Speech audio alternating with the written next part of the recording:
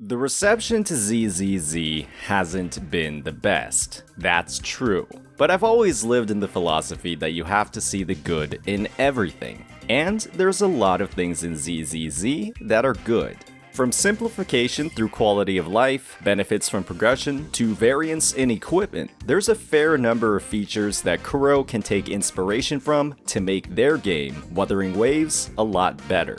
Today's discussion will focus on what elements of Zenless Zone 0 are great, why they're great, and why an implementation of these mechanics or systems in Wuthering Waves will improve the game as a whole. We've already seen firsthand what successful competition does for the genre. It only does good for the players. As a disclaimer, I played ZZZ longer than 12 hours. A lot of hours, actually. I'm currently at Internaut level 34, so I've seen and experienced a lot of what the game has to offer.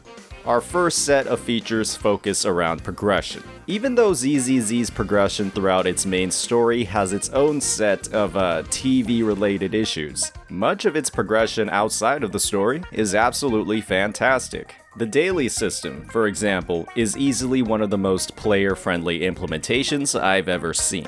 With a max cap of 400 points for all rewards and an immediate 100 just for logging in, most players will complete their dailies within 5 minutes of logging into the game, given how simple the tasks are, ranging from using 1/3 of their daily stamina or energy to drinking coffee or redeeming a scratch card. Players looking to progress as much as possible will want to be doing these tasks anyways. They never feel like they're going out of their way to get dailies done. And the tasks themselves are so simple that a casual player can easily maintain engagement. When we compare this system to Wuwa's dailies, there's a lot to be desired. Even with the simplification of the daily system in version 1.1 as promised in the dev notes, players oftentimes feel like they're going a bit out of their way to complete daily tasks. Tasks can either be spread out across the map or require waveplate expenditure for activities they might not want to do. With the range of tasks differing each day as well, what gets you the full 100 points one day might not get you 100 another.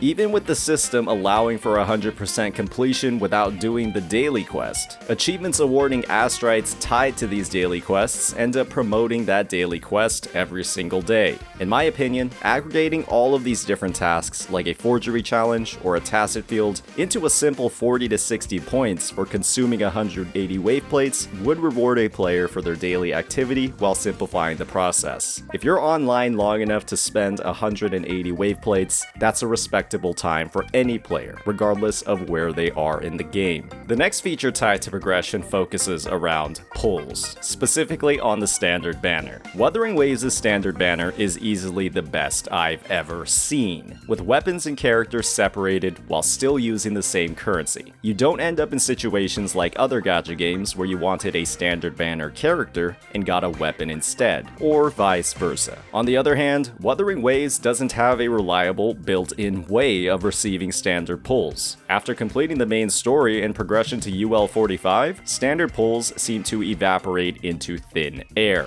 Zenless Zone 0, on the other hand, employs the same reward system for the standard banner as the other games under the Hoyo umbrella. You get standard pulls for ascending characters. And wow, does that feel great. And it definitely helps lessen the sting of a dud roll on the standard banner.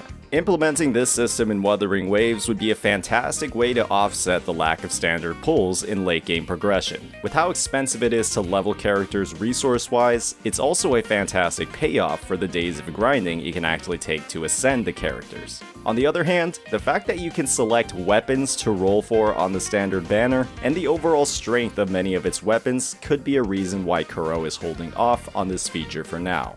Now that we've covered some of ZZZ's great features across its progression, it's time to move on to its implementation of characters and character interactions across gameplay. In Wuthering Waves, you only get to see the cast across story quests. Some characters like Danjin and Calcharo don't even exist in the game outside of owning them. It's 1.1 and we have no idea who these characters actually are. In ZZZ, on the other hand, you get a fantastic mix of exposure to characters both in its story quests and its limited overworld as well. The ability to schedule short little hangouts with your favorite characters of the cast and increase their trust level is done well, with very short, easily completed activities that give you a glimpse into their personality and motivations. While the system for arranging these hangouts is a little clunky, the fact that they exist at all is a definite upside the game has over Wuthering Waves. Adding some form of interaction, voiced or otherwise, with Wuthering Waves' characters outside of the story would help add even more personality and life into the world.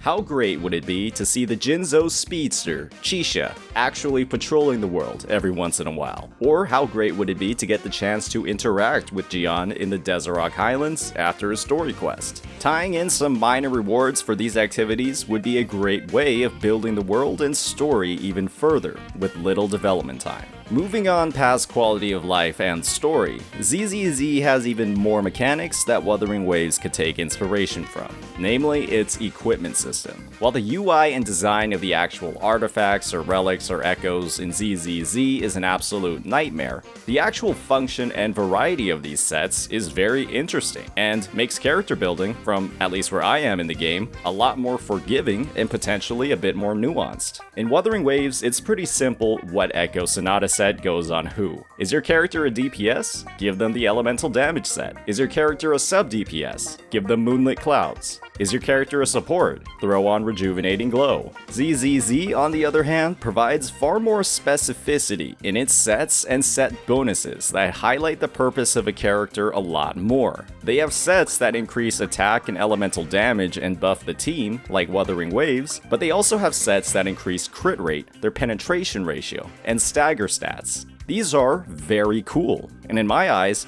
only build upon the systems we've seen in Wuthering Waves. With the ability to craft specific sets, 6 total pieces, and only 4 pieces required to activate a set bonus, it just feels like there's more options and flexibility in ZZZ. With stats like basic attack, heavy attack, resonance skill, and resonance liberation damage present in Wuthering Waves, it'd be fantastic to see Kuro expand on this system more by implementing Sonata sets that target those stats while also providing a set that synergizes with critical rate and damage. More options and variety for a player is fantastic. Even if there is an optimal setup, having multiple options that aren't very far behind or are just easier to farm is always good for players. The last feature I'd love to see partially implemented in Wuthering Waves is the recurring nature of the roguelike mode. Wuthering Waves' elusive realm is just fun. It's incredibly enjoying to go through the mode and build an absolutely monstrous character, but there's almost no reason to go back into the mode after you've cleared out all the rewards and farmed the achievements. Zenless Zone Zero's Hollow Zero mode provides a similar experience but encourages the player to complete several runs each week, providing some of the best rewards in the game